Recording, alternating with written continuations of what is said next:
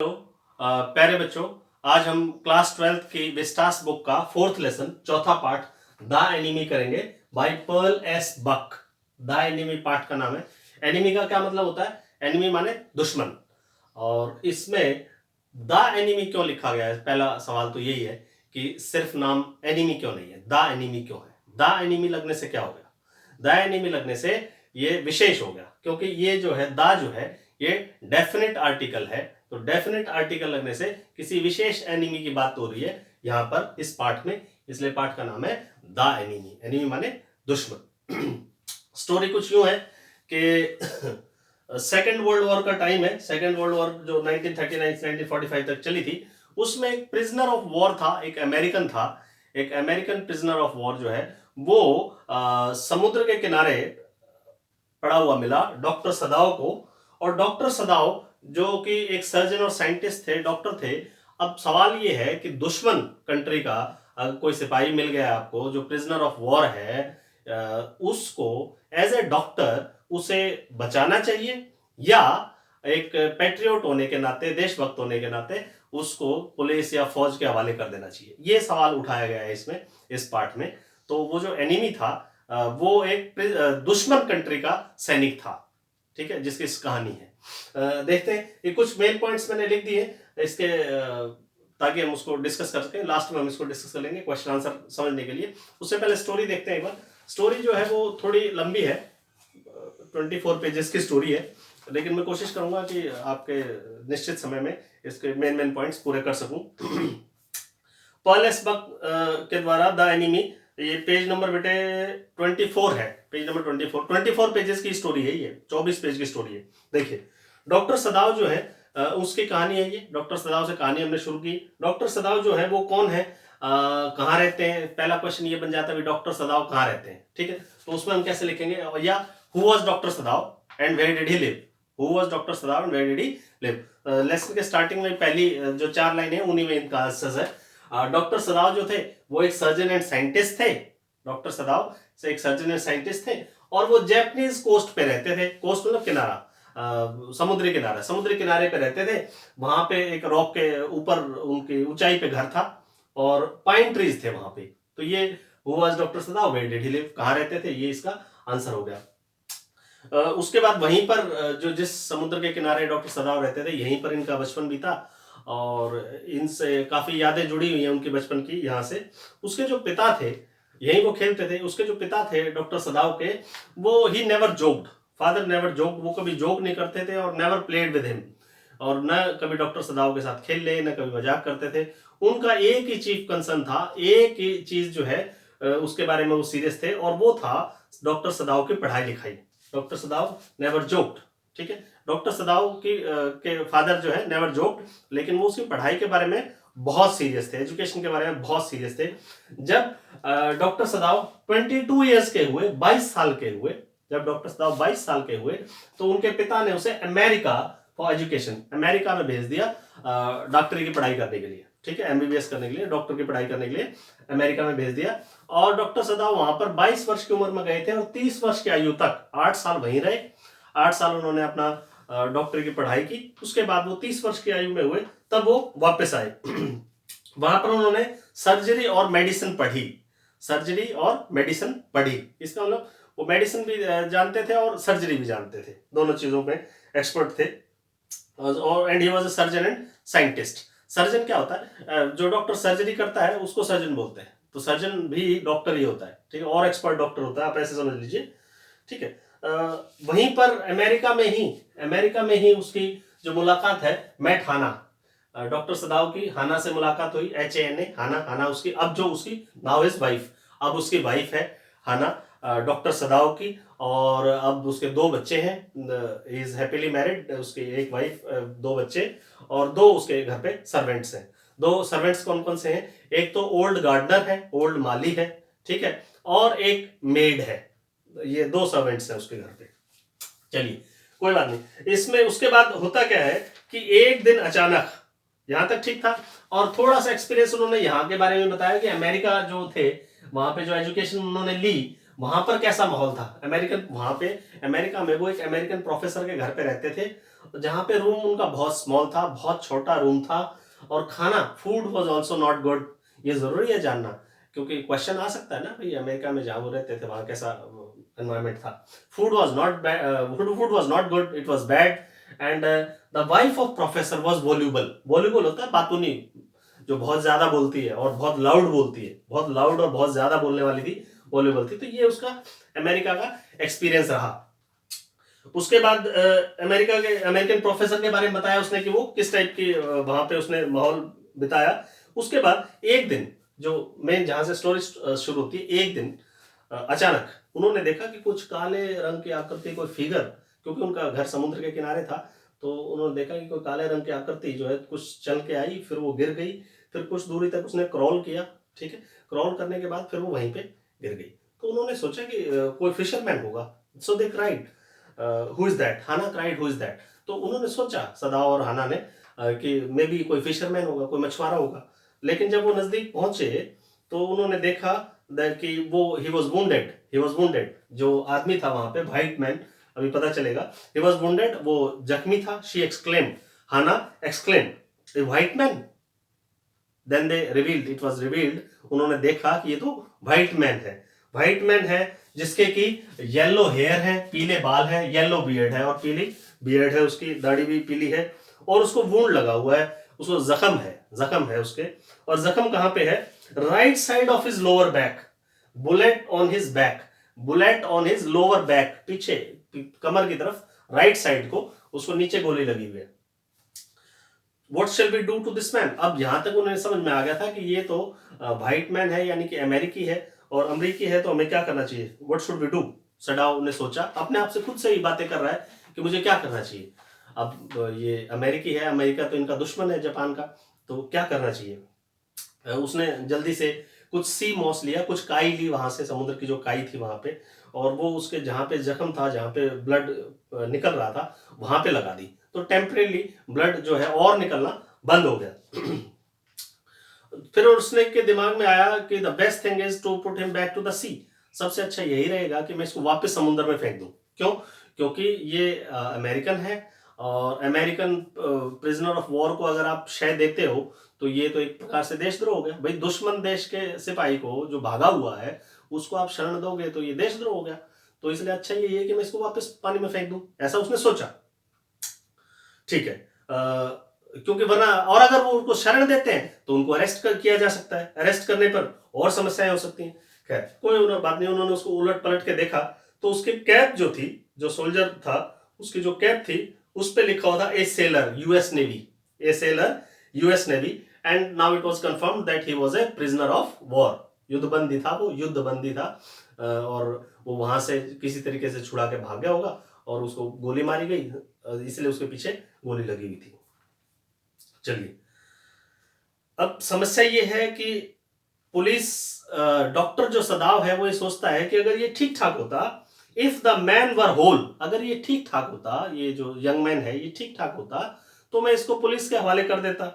लेकिन ये ठीक नहीं है, ये बीमार है, इसको गोली लगी है, he is wounded, WOUNDED, wounded, wounded है। फिर वो हना से बात करता है, तो हना और जो सदाव है वो बात कर रहे हैं, what about the servants, servants क्या कहेंगे, नौकर क्या करेंगे? ठीक है, अब अगर हम इसे वापस ले चलते हैं तो नौकर क्या कहेंगे? तो वो बोलते हैं कि हम नौकर को ये कह देंगे कि हमारी इंटेंशन जो है इसको पुलिस को देने की है, और हम इसे शरण नहीं दे रहे, हम तो इसको पुलिस को देने के लिए लाए हैं। इस प्रकार से सदा और हना दोनों एग्री हो गए इस बात को कि हम इस यंग मैन को घर ले चलते हैं। ठीक है, वो उसको घर ले आए। घर पे जो सदाओं के फादर थे वो कुछ वर्ष पहले गुजर गए थे, उनका कमरा खाली था, एम्प्टी रूम था, उसी कमरे में उसको ले गए। उस कमरे में ले जाने के बाद शी सीज की ही इज वेरी डर्टी, जो यंग मैन था वो बहुत डर्टी था, और डॉक्टर सदाव बोलते हैं कि तुम गर्म पानी ले आओ, हॉट वाटर ले आओ, तो इसको वॉश कर लेते हैं, ठीक है, थोड़ा साफ हो जाएगा। Later she suggested, his wife suggested, उसकी वाइफ ने कहा कि नौकरों को बुला लेते हैं, वो साफ कर देते हैं। सो नौकर को आवाज लगाई कि वो साफ करें, क्योंकि जो उसकी जो केयर टेकर थी, मैंने आपको बताया अभी दो नौकर थे ना उसके, जो मेड थी एक तो यमी, YUMI, यमी, और यमी जो थी YUMI, यमी जो मेड थी, जो बच्चों का ख्याल रखती थी, तो उसने कहा वाइफ ने कि यम्मी को बुला लेते हैं, वो क्लीन कर देगी, तब तक बच्चों को मैं देख लूंगी। ठीक है, यम्मी आ गई, यम्मी को बुला लाए, but the two servants were frightened.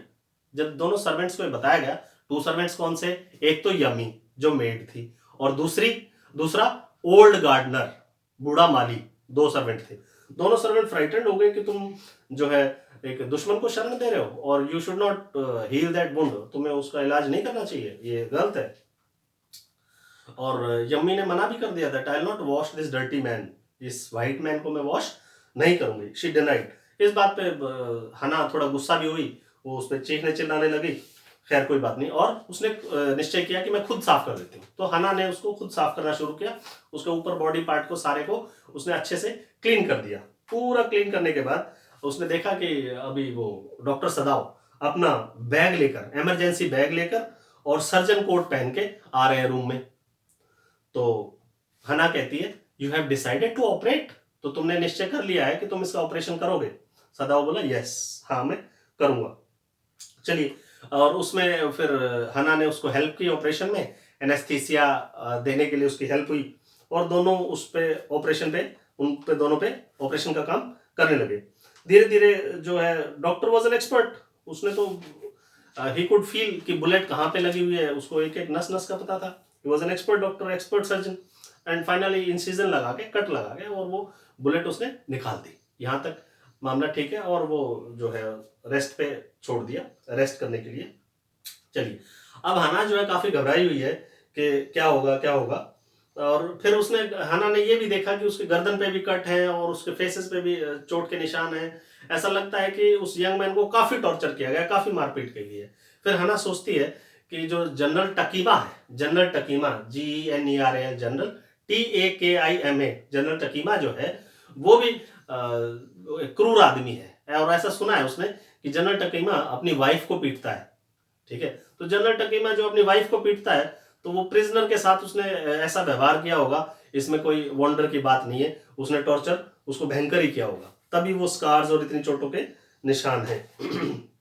खैर, अब यंग मैन फाइनली थोड़ा थोड़ा रिकवर होना शुरू हो गया, और वो he woke up one day and he saw, third day की बात है, यंग मैन वो सिटिंग अप, यंग मैन बैठा हुआ था। ठीक है, तो डॉक्टर ने उसको कहा, 2 दिन इसमें महत्वपूर्ण है, एक तीसरा दिन, एक 7वां दिन, और एक 10वां दिन, 3 ही दिनों की हम बात करेंगे। 10 दिन तक टोटल रहा था यंग मैन उसके घर पे। 10 दिन में तीसरे दिन क्या हुआ कि तीसरे दिन वो बैठा हुआ था। ठीक है, और डॉक्टर पहुंचा, डॉक्टर ने यंग मैन को बोला कि लेट जाओ, अभी तुम्हारे जख्म जो है ठीक नहीं है। और वो पूछता है young man, what are you going to do with me, तुम मेरा करोगे क्या, मेरे साथ क्या व्यवहार करोगे। तो डॉक्टर बोलता है actually even I don't know, मुझे भी नहीं पता है कि मुझे क्या करना है। उसको, डॉक्टर को भी अभी क्लियर नहीं है मैं क्या करूं। Doctor also doesn't know. Servants अब जो है तंग आ चुके हैं। तीसरे दिन के बाद सर्वेंट्स बोलते हैं कि अब हम यहाँ पे इस घर में काम नहीं करेंगे, और सर्वेंट्स भी छोड़ के चले जाते हैं। अब लेकिन सडाव कहता है कि आई हैव बीन ट्रेन्ड, मैं ऐसे ट्रेन किया गया हूं कि not to let a man die if I can help it, कि मैं उसे not to let a man die if I can help it, यदि मैं किसी को बचा सकता हूं तो मैं उसे मरने नहीं दूंगा, मुझे ऐसी ट्रेनिंग है। ये बात मैं तो समझ सकता हूँ एज ए डॉक्टर, लेकिन शायद वो नौकर नहीं समझ सकते। फिर वो नौकर भी उसको समझाने की भी कोशिश करते हैं, बातें भी करते हैं। यम्मी जो है वो कहती है कि अगर आप पकड़े गए, ठीक है, और आप पे ट्रेटर का दाग लग गया, देशद्रोह का दाग लग गया, तो आप बच्चों के बारे में सोचिए, बच्चों का क्या होगा। इस प्रकार से वो कन्विंस करने की कोशिश करती है। लेकिन फाइनली निचोड़ ये होता है कि नौकर जो है छोड़ के चले जाते हैं, क्योंकि ना डॉक्टर सदाव नौकरों की बात मानता है, ना नौकर सदाव की बात मानते हैं। नौकर छोड़ के चले जाते हैं। Every day he examined the wounds, प्रतिदिन डॉक्टर सदाव जो है वो उसके वुंड्स की जांच करता, और प्रतिदिन वो और बेहतर होता आ रहा था। ये तीसरे दिन की बात थी। फिर अब मैं बताता हूं आपको 7th डे की बात, 7वें दिन। 7वें दिन 2 अजीब घटनाएं हुई। पहली, 2 थिंग्स हैपेंड। पहली तो ये थी कि ऑल सर्वेंट लेफ्ट टुगेदर, सारे नौकर चले गए सुबह सुबह। तो ये समस्या हो गई हना के लिए, वो सारा घर का काम करने की। पहली समस्या तो थी कि सर्वेंट्स चले गए। और दूसरी समस्या क्या हुई थी कि दोपहर के समय, in the afternoon, a man in uniform में, वर्दी में एक आदमी आया, एक मैसेंजर आया, जिसने बोला कि जनरल टकीमा ने डॉक्टर को बुलाया है। तो ऐसा सुन के हना वॉज शॉक्ड। हना ने सोचा कि कहीं उसको कहीं ये बात पता चल गई हो कि हमने दुश्मन सेना के जवान को यहाँ रखा हुआ है और कहीं से अरेस्ट करने के लिए तो नहीं आ गया ये। लेकिन ऐसा कुछ नहीं था। बाद में जब पूछा गया, डॉक्टर सदाव ने पूछा, तो उसने बताया कि जनरल जो है वो बीमार है और जनरल को आपके मेडिसिन की जरूरत है। जो वहाँ का जनरल था, जनरल टकीमा ऑफिसर जो था, उसका इलाज भी डॉक्टर सदाव ही कर रहे थे। हालांकि और एक्चुअली डॉक्टर सदाव को जो ट्रूप्स हैं, सेना के जो ट्रूप्स हैं, उनके साथ सिर्फ इसलिए नहीं भेजा गया था क्योंकि जनरल टकीमा को कभी भी उसकी जरूरत पड़ सकती है। और जनरल टकीमा का जो इलाज है वो इसी की देखरेख में हो रहा था, सडाव की देखरेख में हो रहा था, इसलिए सडाव को फौज के साथ भी नहीं भेजा गया था क्योंकि जनरल टकीमा को उसकी आवश्यकता पड़ सकती है। अब सदाव जो है वो पहुंच जाता है जनरल साहब के पास, ठीक है। लेकिन जनरल साहब को वो ये बात बता देता है क्योंकि उसको भी समस्या थी ना, 7वां दिन हो गया है, उसको भी समस्या थी कि अगर किसी को पता चल गया तो मेरा क्या होगा। तो कॉन्फिडेंस में लेके जनरल को सदाव ये बात बता देता है कि मेरे पास ऐसे ऐसे एक दुश्मन सेना का, अमेरिकी सेना का यंग मैन जो है ऐसे समुद्र के पास मुझे पड़ा मिला और मैं उसे घर ले आया और उसका मैंने इलाज कर दिया। और मैं, लेकिन मेरी उसके साथ कोई अफेक्शन नहीं है, नहीं, मैं अपने देश के साथ हूँ और मैं उसे हैंड ओवर करना चाहूँ। उसे क्या करना चाहिए मुझे, how can I do, what can I do. तो अब जनरल जो है वो बोलता है कि मैं तुम्हें अरेस्ट नहीं होने दूंगा क्योंकि ये बात अगर लीक होगी तो तुम्हें अरेस्ट किया जाएगा, मैं तुम्हें अरेस्ट नहीं होने दूंगा। मैं कोई प्लान सोचता हूँ, ठीक है, कुछ विचार लगाता हूँ, कुछ तो किया जाएगा, कुछ तो हेल्प होगी, ठीक है। फिर आइडिया आया जनरल को, जनरल ने आइडिया दिया कि ठीक है, क्योंकि अच्छा, इसमें जनरल का अपना स्वार्थ है। जनरल बोलता है कि अगर तुम अरेस्ट हो गए और तुम्हें जेल हो गई और मुझे ऑपरेशन की जरूरत पड़ गई तो कौन करेगा, क्योंकि डॉक्टर सदाव जैसा एक्सपर्ट और कोई नहीं था। फिर डॉक्टर सदाव ने कहा कि और भी डॉक्टर्स हैं, आप उनसे करा लेना। तो वो बोलता है कि नहीं, और डॉक्टर्स जो है वो जर्मन द्वारा पढ़ाए गए और वो तो अगर मैं मर भी गया ऑपरेशन में तो बोलेंगे ऑपरेशन इज सक्सेसफुल, ठीक है। तो कहने का तात्पर्य यह है कि जनरल टकीमा को और किसी पे विश्वास नहीं है, वो सिर्फ इसी पे विश्वास करता है। तो ये सोच के वो बोलता है कि मैं तुम्हारी हेल्प करूंगा। मैं क्या करूंगा, मैं प्राइवेट एसेसिन्स, जनरल टकीमा बोला, promises to send private Assassin's, Assassin's होते हैं हत्यारे, कि मेरे पास अपने प्राइवेट हत्यारे हैं कुछ जो ज्यादा शोर भी नहीं करते, मैं उनको भेज दूंगा और वो बॉडी को भी रफा दफा कर देंगे और तू चिंता मत कर, ठीक है। वो रात के समय आएंगे और तेरा काम कर देंगे, ठीक है। उसको मार डालेंगे और उसको छोड़ाएंगे कहीं पे, तू बच जाएगा, ठीक है। That perhaps would be best excellency. Doctor ने बोला कि हाँ, ये शायद प्लान सबसे अच्छा होगा। और वो ऐसा उस प्लान के बारे में सोचता सोचता घर चला गया और उसने सोचा कि मैं किसी को कुछ नहीं बताऊंगा, हाना को भी कुछ नहीं बताऊंगा। उस दिन वो जब घर पहुंचा उसने देखा कि रूम में नहीं है यंग मैन। अब यहाँ पे स्टोरी जो है, पेज नंबर 41 लास्ट की 4th लाइन, यहाँ पे यंग मैन का नाम बताया गया है टॉम, TOM। वो जो सोल्जर था जो बच के आया हुआ था उसका नाम है टॉम। तो उसने बोला who gave you permission to leave the room, आपको किसने कहा रूम छोड़ने के लिए। तो टॉम से इसकी मुझे परमिशन लेने की आदत नहीं है, ठीक है, और मैं किसी की परमिशन की वेट नहीं करता। खैर कोई बात नहीं, उसको फिर वापस बेड पे बिठा दिया उसने और रेस्ट करने को बोला। He was again into the bed.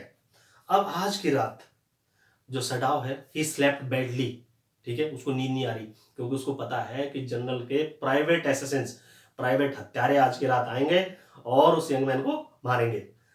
थोड़ी सी पत्तों की भी आवाज आती, रसलिंग की आवाज आती तो वो अलर्ट हो जाता कि शायद एसेसिन्स आज आ गए हैं। लेकिन सुबह उसने देखा, सुबह वो जल्दी चला गया ऑफिस, लेकिन सुबह उसने देखा कि वो भी जिंदा है। सेकंड नाइट भी यही हुआ, दूसरे दिन भी यही हुआ, दूसरे दिन भी कोई नहीं आया मारने, तीसरे दिन भी यही हुआ। 3 दिन हो गए और कोई उसमें कोई कार्रवाई हुई नहीं, तो किसी ने आए नहीं मारने कोई, ठीक है। तो डॉक्टर सदाव ने अब देखा कि 10 दिन हो गए और बिल्कुल ठीक हो गया अभी वो यंग मैन। और उसको बोलता है so you are well now and you are so well that I think if I put you in my boat, अगर तुम इतने ठीक हो कि अगर मैं तुम्हें बोट में बिठा दूं और तुम्हें खाने पीने का सामान दे दूं और कुछ एक्स्ट्रा कपड़े दे दूं, ठीक है, तो और वो सामने जो आइलैंड है, जो द्वीप है, तुम उस पर चले जाओ और वहां पर जब तक कोई हेल्प नहीं आती, तुम्हारे कंट्री की कोई शिप, कोरियन शिप नहीं आती, जब तक कोई कोरियन शिप नहीं आती तब तक तुम वहां छुपे रहना। कोई कोरियन शिप आ जाए तो तुम उसमें छुप के चले जाना, निकल जाना यहां से, ठीक है। तो इस पे वो यंग मैन ने नॉडेड, उसने सिर हिलाया कि हाँ ठीक है। तो इतना करके उसने उसको बोट में बिठा दिया रात के टाइम और भाई उसको फूड दे दिया, खाना दे दिया काफी दिनों का और कुछ एक्स्ट्रा कपड़े दे दिया और एक टॉर्च भी दे दी। और टॉर्च देके उसने बोला उसको कि तुम क्या करना कि अगर तुम्हें खाना, तुम्हें जो हेल्प मिलेगी, कोई शिप आएगी, कोरियन शिप, उसमें बैठ के चले जाना। लेकिन कोरियन शिप आने से पहले या हेल्प मिलने से पहले यदि तुम्हारा खाने पीने का सामान खत्म हो जाए तो तुम मुझे इसकी फ्लैश लाइट से बताना, ठीक है? फ्लैश लाइट से मैं समझ जाऊंगा। अगर तुम 2 फ्लैश लाइट दोगे तो मैं समझ जाऊंगा कि तुम्हें खाने पीने की जरूरत है और मैं तुम्हें भिजवा दूंगा। और अगर तुम 1 फ्लैश लाइट दोगे, एक बार लाइट मारोगे उस टॉर्च से, तो मैं समझूंगा सब ठीक ठाक है। उस रात क्या हुआ कि 1-2 लाइट आई, जब वो चला गया बोट में 1-2 लाइट आई उसके मुड़ने तुड़ने की, और फिर फाइनली जब वो पहुंच गया तो वहां से एक लाइट आई। एक लाइट आई मतलब वो सुरक्षित पहुंच गया। ये भी बताया डॉक्टर ने कि तुम जो है रात को टॉर्च की लाइट मत देना, नहीं तो देखे जाओगे। तुम वो जो गोधूली बेला सी होती है ना, शाम होने ही वाली होती है और रात भी नहीं होती, उस टाइम पे लाइट देना, ताकि मैं देख सकूं और सारे लोग वो दूर से ना देख सके। और तुम वहां पे क्या करना, मच्छी खा सकते हो, लेकिन मच्छी को तुम पकाना मत, क्योंकि पकाने के लिए तुम वहां पे फायर जलाओगे तो कोई ना कोई देख लेगा और तुम पकड़े जाओगे। चलिए, फिर उसके 2-3 दिन बाद कोई लाइट नहीं आई। इसका मतलब ये है डॉक्टर ने सोच लिया कि उसको कोई ना कोई बोट मिल गया, कोरियन बोट, फिशिंग बोट मिल गया, और वो उसमें एस्केप हो गया, निकल गया। खैर कोई बात नहीं। फिर से अब आ गया संदेशा जनरल टकीमा फिर बीमार हो गया। अब जनरल टकीमा के पास ही पहुंच गया। अच्छा, जब वो प्रिजनर ऑफ वॉर चला गया, यंग मैन चला गया, तो सर्वेंट्स भी वापस आ गए घर में काम करने के लिए, सर्वेंट्स भी वापस आ गए। ठीक है। अब दोबारा जब जनरल के वहां पे गया तो जनरल का उसने 12 घंटे तक कुछ for 12 hours Sadao had not been sure general would live. 12 घंटे तक ये उसका इलाज किया, ऑपरेशन हुआ, उसका इमरजेंसी ऑपरेशन हुआ। 12 घंटे तक ये भी नहीं पता था कि जनरल बचेगा कि नहीं बचेगा। फाइनली सदाव सोचता रहा कि एसेसिन्स के बारे में पूछूं क्या, वो हत्यारे भेजे कि नहीं भेजे तूने, उसका क्या हुआ, ठीक है, ऐसा कुछ बात करूं क्या। फिर उसने देखा कि अब इसकी हालत ऐसी नहीं है कि इससे बात की जा सके। 1 हफ्ते के बाद जनरल काफी ठीक हो गया, ठीक है, अब वो उसको काफी आराम था। अब फिर बात हुई, जनरल वॉज गुड, सो वहां पे फिर बात हुई, यस एक्सेलेंसी ही एस्केप्ड। उसने बताया कि वो तो निकल गया, वो तो, उसने पूछा कि क्या हुआ भाई, वो यंग मैन कहाँ है, उसने बताया कि वो तो निकल गया। इस पर एक्सेलेंसी जनरल ने कहा कि but I promised you to kill him for you, लेकिन मैंने तुम्हें वायदा किया था कि मैं तुम्हें उसको मार दूंगा तुम्हारे लिए, लेकिन to be true I was suffering a good deal. General अब स्वीकार करता है कि मैं इतना बीमार था कि मुझे अपने सिवाय कुछ दिख ही नहीं रहा था, और अगर सच पूछो मुझसे डॉक्टर, तो मैं भूल ही गया वो वाली बात कि मुझे हत्यारे भेजने उसको मारने के लिए। यहां तक बात हुई। तो अब लेकिन वो सदा उसे बताता है कि नहीं, वो जा चुका है, ही हैज एस्केप्ड, अब उसकी कोई आवश्यकता भी नहीं है। अब यहाँ ये बस यहीं पे स्टोरी खत्म हो जाएगी लगभग। लेकिन लास्ट में एक सवाल छोड़ जाएगा आखिरी लाइन में, strange he thought, I wonder why I could not kill him. Doctor सदाव ये सोचते हैं कि स्ट्रेंज है, ये बात अजीब है, मैं क्यों उसको मार नहीं सका, मैंने क्यों उसको बचाया। किसको? यंग मैन को। ठीक है, अब देखिए एक बार स्टोरी को क्विकली देख लें 2 मिनट के अंदर। कहानी है द एनिमी, एनिमी माने दुश्मन। डॉक्टर सदाव जो हैं वो एक माने जाने डॉक्टर हैं जापान के, और बहुत बड़े सर्जन हैं और साइंटिस्ट भी हैं, और वो एक जापानीज कोस्ट पे, जापान में समुद्र किनारे रहते हैं, और रॉक्स के ऊपर उनका घर है, और वहाँ पे बहुत सारे पाइन ट्रीज हैं, और बचपन उनका यहीं बीता है। उनके पिता जो थे, उनके फादर जो थे, वो ज़्यादा जोक वोक नहीं करते थे, मजाक नहीं करते थे, ना उनके साथ खेलते थे। He was very serious about his studies. और डॉक्टर सदाव को स्टडी के लिए अमेरिका में भेजा गया, जहाँ पे वो 22 साल की उम्र में गए थे, और लगभग 30 साल की उम्र में अपनी पढ़ाई पूरी करके वापस आए। वहीं अमेरिका में ही उसे एक लड़की से प्यार हो गया, और उसका नाम था हाना। ठीक है, बाद में उसने अपने पिता की परमिशन से, क्योंकि वो भी जैपनीज थी, तो उसके पिता ने अलाउ कर दिया, अपने पिता की परमिशन से उससे शादी कर ली हाना से। और अब जब स्टोरी है चल रही है, उस टाइम पे he has 2 children and Hana as his wife. उसके बाद वो बताता है कि अमेरिका में वो रहे तो अमेरिकन को ये लोग पसंद नहीं करते। अमेरिका में जो जिस हालात में रहा वो भी बताता है कि एक रूम, छोटा सा कमरा था, किसी अमेरिकन प्रोफेसर घर में रहते थे, खाना भी अच्छा नहीं था, और वो जो अमेरिकन प्रोफेसर की वाइफ थी वो भी बहुत वॉल्यूबल थी, बहुत ज़्यादा बोलती थी, जोर जोर से बोलती थी। So it was not a very good experience for him to be in America. फिर वो बताते हैं कि एक दिन उन्होंने एक आदमी देखा जो कि समुद्र की लहरों के द्वारा फेंक दिया गया था बाहर, और वो उस आदमी के पास गए ये सोच के कोई मछुआरा होगा। जब उस आदमी के पास गए तो उन्होंने देखा कि ये तो एक व्हाइट मैन है। व्हाइट मैन मतलब अमेरिकी है, अमेरिकी मतलब दुश्मन है। ठीक है, क्योंकि उस टाइम पे अमेरिका, ये 2nd वर्ल्ड वॉर चल रहा था, और अमेरिका और जापान जो है वो एनिमीज थे। फिर उन्होंने देखा कि येलो हेयर है, येलो बियर्ड है उसकी, फिर उन्होंने टोपी देखी, उसकी टोपी में से भी पता चल गया कि ये यूएस आर्मी का है और नेवल से है, नेवी से है, यूएस नेवी से है, सोल्जर है। और ये क्लियर, और जब उसको और एग्जामिन किया गया तो पता चला कि उसके बुलेट लगी हुई है, गोली लगी हुई है पीठ में, राइट हैंड साइड को। तो उससे और क्लियर हो गया कि ये प्रिजनर ऑफ वॉर है और भाग रहा होगा तो इसको गोली मार दी गई है। He is escaped prisoner. So अब ये दुविधा थी कि इसको मैं रखूं या वापस समुद्र में फेंक दूं या पुलिस के हवाले करूं या इसका इलाज करूं, क्या करूं। तो डॉक्टर सोचता है कि ठीक होता तो इसको शायद पुलिस के हवाले कर भी देता, लेकिन अब ये जख्मी है तो एज ए डॉक्टर मेरा फर्ज बनता है कि मैं पहले इसका इलाज करूं। सो डॉक्टर ने डिसाइड किया कि ऑपरेट करूंगा। सर्वेंट्स थे वो भी भाग जाते हैं कि दुश्मन को पनाह दे रहे हो इसलिए हम जा रहे हैं, वो सर्वेंट्स भी भाग जाते हैं। जनरल टकीमा को उसने इन्फॉर्म किया। जनरल टकीमा ने कहा promise to send private assistance, कि मैं तुम्हारी मदद करूंगा, कहीं तुम अरेस्ट ना हो जाओ, मैं अपने प्राइवेट हत्यारे भेज दूंगा और उन्हें मरवा दूंगा। लेकिन बाद में जनरल टकीमा खुद ही भूल गया, उसको याद ही नहीं रहा। और उस सडाव ने उसका 10 दिन तक उसको अपने पास रखा। 10 दिन में वो ठीक हो गया बिल्कुल। और तो Sadao helps the young man to escape by boat. जो सडाव है डॉक्टर, वो यंग मैन को एक बोट में बैठा के, और एक आइलैंड था दूर, एक द्वीप था, उसमें बैठा के खाना वाना देके, खाना और कपड़े और टॉर्च देके भेज देता है कि तुम जाओ वहां रहो, वहां तुम्हें कोई हेल्प मिलेगी, कोरियन फिशिंग कॉर्पोरेशन से कोई आएगी, फिश कोई शिप आएगी, तुम्हारी मदद की कोई शिप आएगी, तो तुम उसमें बैठ के निकल जाना। इस प्रकार से he gets rid of him. इस प्रकार से डॉक्टर सदाव जो है उसका पीछा छूट जाता है उस अमेरिकी सैनिक से, विदाउट हैविंग हिम किल्ड, बिना उसको मारे हुए ये काम हो जाता है। अब सवाल ये है कि सवाल यहां से शुरू हुआ था कि डॉक्टर सदाव को इसे बचाना चाहिए था या नहीं बचाना चाहिए था। ये आपके सोचने के लिए छोड़ दिया गया है। आप सोचिए कि उसे ऐसा करना चाहिए था या नहीं करना चाहिए था। कमेंट सेक्शन में लिख के बताइएगा। होप ये क्लियर होगी स्टोरी। Thank you.